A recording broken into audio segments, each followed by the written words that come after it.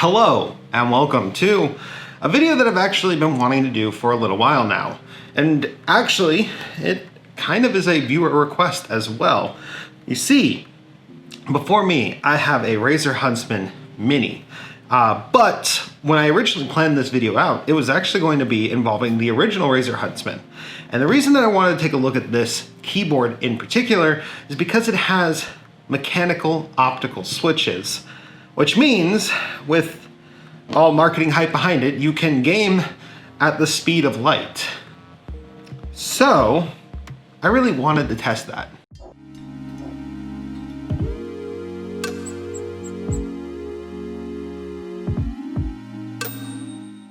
Today we're going to be taking a look at the Razer Huntsman Mini, the more affordable version of the Razer Huntsman. This one in particular that we have actually does have the Razer optical purple switches in them, which are honestly some of the most interesting switches I've ever heard of. Now Razer does claim that these optical switches have well, it says light and clicky optical switches. Doesn't say, where is it? Right here. Yes, Razer optical switches for actuation the speed of light. So Razer themselves do make the claim that this is going to be light speed reaction times. And we're going to test that a little bit later on in this video. I have a high refresh rate gaming monitor coming in that we're going to use to actually test this claim because I can match the frame rate of the GoPro to the monitor and like really dig in and hopefully do some pixel peeping to see if that's really true. Going around to the back, we can actually see that we have a detachable cable, double injection keycaps, which is pretty standard for Razer these days. These are the purple switches, as I said earlier. The whole thing's RGB'd out because, well, again, pretty typical of modern Razer. And as you can see, it's a 60% layout, which is actually the smallest keyboard I've actually ever owned. This thing came, when I ordered it, in an Amazon packaging thing that was just an envelope. And I was like, really? This is my keyboard? So yeah, let's open it up, see what's inside, and let's get some first impressions. Oh, Razer, how nice of you. They actually included a pull tab. I was actually getting ready to like tear this off, but I don't have to. In fact, all I have to do is pull this, hypothetically. Yeah. I don't think that went the way that they thought it would, but it worked, so. All right, so, you know what? I'm gonna turn it towards you guys so you guys can see it first. Ready? Whoa. I'm looking at the camera that's looking at it. I'm not even looking at it yet. All right, ooh, okay. It's even smaller than I thought it would be. So let's go ahead and look at the documentation. For gamers, by gamers, pretty typical Razer stuff. This has been their slogan forever. Oh, well, there we go. Oh, okay, Razer. I was just about to say, including the same stickers as always, but this time they're different. We got the actual Razer one that is pretty typical of Razer Chroma, but then we also got this nice, elegant Razer badge. I might actually use that one. I haven't been using the snakes for quite a while. There's also Razer Chroma RGB and for gamers, by gamers. So like, I might actually use this one because this one's actually kind of nice. I will give you guys credit for that. Let's see here. Thank you for choosing Razer. Oh no, welcome to the cult. Oh no, well. No, welcome to the cult. Looks like they're getting rid of that. I was going to roast them on that too. Warranty information, do not return this to the retailer, yada, yada, yada. Their pursuit for a competitive edge. Experience, all right, okay, cool. Razer, you've grown up a little bit. Honestly, I've been buying your product for years. We're even gonna be comparing this to a Razer Black Widow. And then we also have our actual documentation. So I'm thoroughly shocked. I did not expect the packaging to actually include all that stuff. All right, so some cardboard. This is, if I had to guess, our detachable USB-C cable.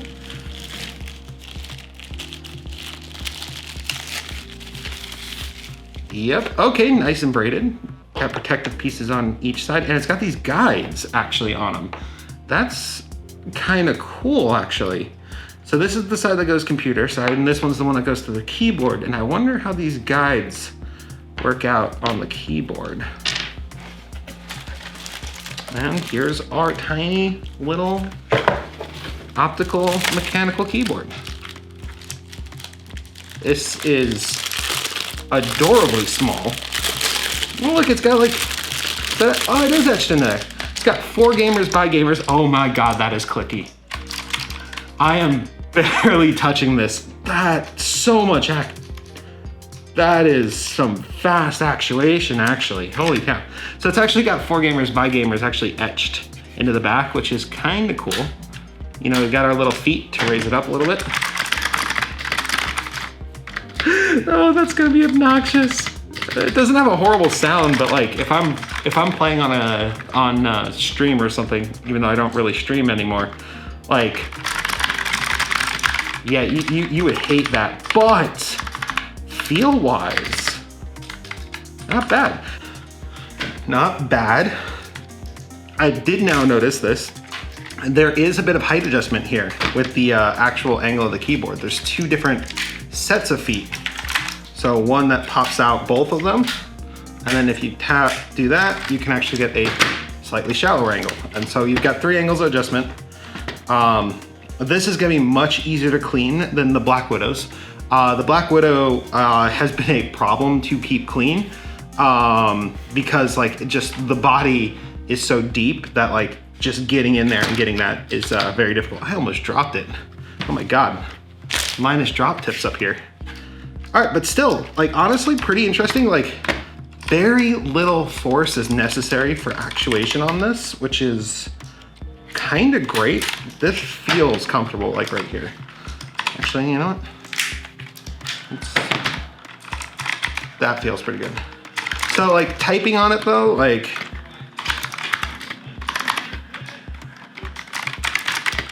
no, I could get used to that, actually. Not bad. Honestly, it's a good feeling keyboard, all in all. But really, like what we need to test is the claim that this is, you know, gaming at the speed of light. That's why I really wanted to get this in here. Let's plug this into a PC. See the rainbow effects on it, and yeah, I'm actually going to play with this for the rest of the day. I'm going to use this keyboard as my main keyboard to really get a good feel for it, and then in a couple days we'll do the pixel peeping because I have to wait for the monitor to arrive, but overall, like, not bad at all.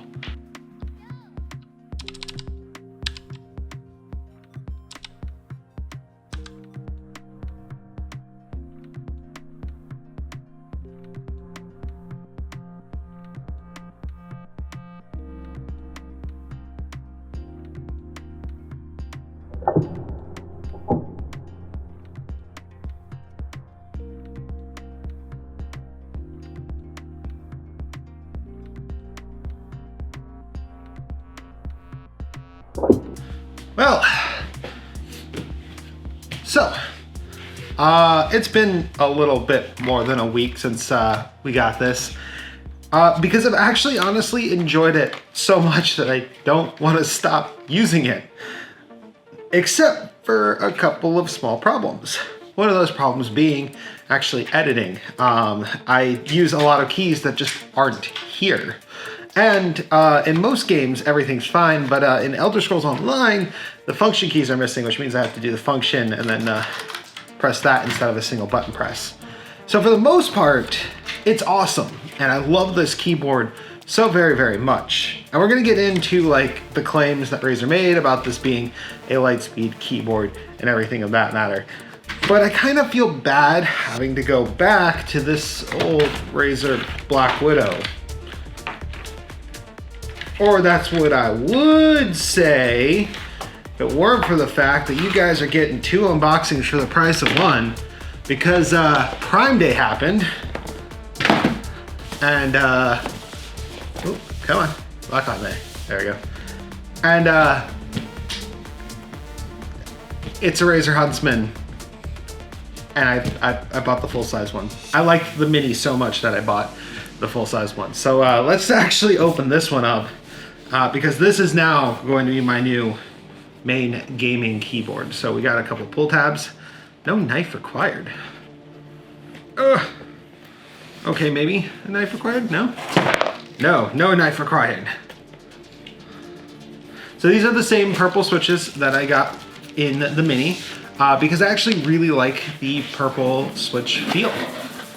Okay, so this one's a little different. We got our bundle again. We got that new sticker pack again. So we got more of these. These are actually much cooler than what they used to have. Oh, I'm not even showing you guys. Whoa, look at this. Now this is what I'm used to seeing in Razer's packaging when it comes to keyboards. Pretty standard stuff. Lots of good foam around it.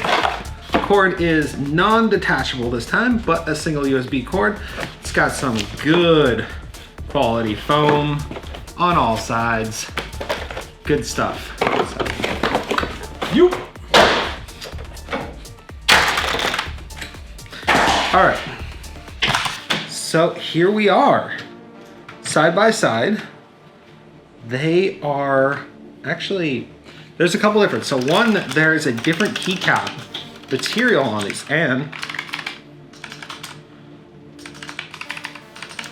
this one's actually a little bit less clicky. But at the same time, let's see, same feed adjustment mechanism as is on the bottom. The bottom doesn't have that cool like Razer thing. There's like all sorts of serial numbers and stuff under there. Top plate is metal though. Is it metal in here too? I think so actually. You can actually really feel it. Like this is a nice touch right there. That's very premium feeling. But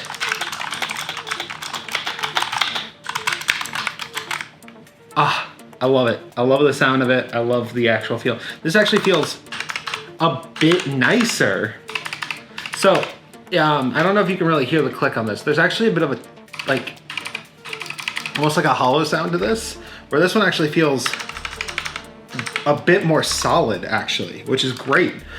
So again, same design language. The keys are the floating key type, which has become very popular in mechanical keyboards because it makes it easy for you to just pull off the keys, switch out the keycaps, or if you so choose, also for cleaning purposes, it makes it really easy to like get in there and just clean everything out. Which is one of the reasons why my Black Widow is not so great. So yeah, like the control key's a little bigger versus this to this. Alt is also a little bit bigger. Shift caps, same size. Tabs, same size. For the most part, every key is the same size except for those, and these feel great, actually. It's weird because this is actually, I ended up purchasing this keyboard for less than this one. But at the same time, like I really do like the feel of the Huntsman versus the Mini. I think the Mini's great, and that's one of the reasons why I got the Mini, was so that I would have a smaller secondary keyboard. But now if you look at this on like a full-size, like super-sized mouse pad, you'll see that you can actually have both of them side by side, which is exactly what I wanted, because I have a Razer Goliath mouse pad over there that's RGB. That will make everything look so nice. No eye on the side, nice, simple, clean keyboard. Kind of good job, Razer, on not making them weird. That being said, this actually elevates higher. To get them to about the same height is actually, they can't quite go to the same angle, but that's okay. But yeah, look at that. Like, imagine like actually using these two side by side like this. That'd be kind of crazy. All right, but let's actually talk about Razer's claim of gaming at the speed of light. It's not true, but in all fairness, this is the most responsive keyboard I have ever used. And it's due to a couple of little tricks that Razer does to actually make this kind of awesome, actually. So the way that this keyboard works is it uses an optical sensor. They represent it with a laser, but it's just a simple like optical sensor that's inside the key. And the second the key hits a specific point in its actuation, it triggers the laser that says, hey, key's being pressed, and that sends the signal the same way that a mechanical switch would to the computer. The difference is, though, the actuation point in which the click happens and the actuation point in which the laser is triggered are actually different by a very small amount. So the actual sensing of the key press is at the speed of light, because the second the light beam is disrupted, the key is registering that it's being pressed. Now, the reason that there's a lot going for it and why it feels so responsive is actually entirely due to the fact that this feeling, the tactile feeling of the button being pressed, that audible clicking noise happens roughly around the same time that the button press will be registered in whatever you're playing. So the time that it takes for this to make a noise that your ears can hear is about the same amount of time that it takes for it to display on the screen. It's all doing this because it's actually triggering before that noise would actually even be started.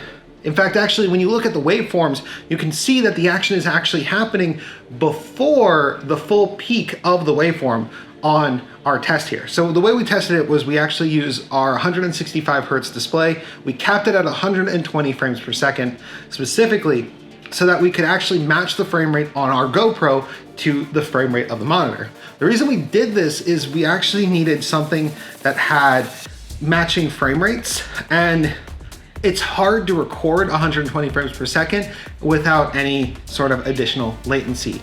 So we needed something completely external from the system itself in order to make sure that this test happened as cleanly as possible.